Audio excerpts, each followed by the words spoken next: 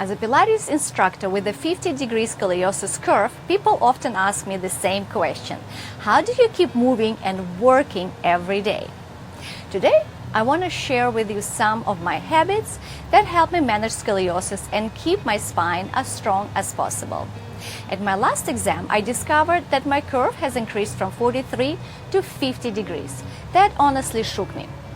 With everything I do daily to care for my body, I didn't want to believe it at first. It scared me. One day during my regular walk, I noticed something else. I was starting to lean forward. My back actually felt easier that way, slightly rounded. And that scared me even more. I remember thinking, am I giving into this? Is this the beginning of the end? But almost immediately I shook those thoughts away. I straightened up and I said to myself, not in this lifetime, not yet. From that moment on, I became even more aware of my posture. I sit taller in the car. I sit upright at the dining table.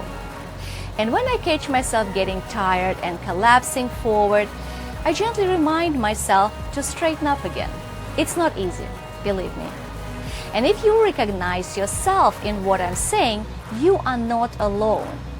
I also keep moving throughout the day. Sometimes I jump on a foam roller or use magic balls, video below.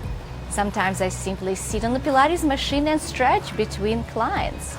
I try to join the class whenever I can to keep my routine and to stay disciplined.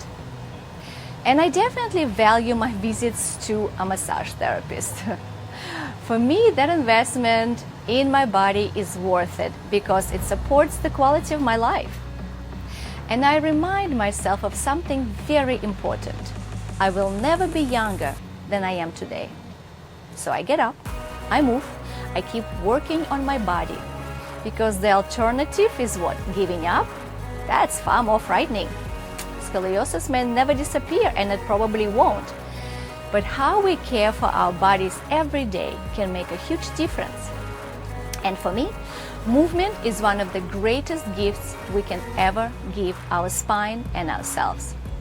Thanks for watching. Please like the video as it helps with YouTube algorithms, and subscribe because you can always unsubscribe later.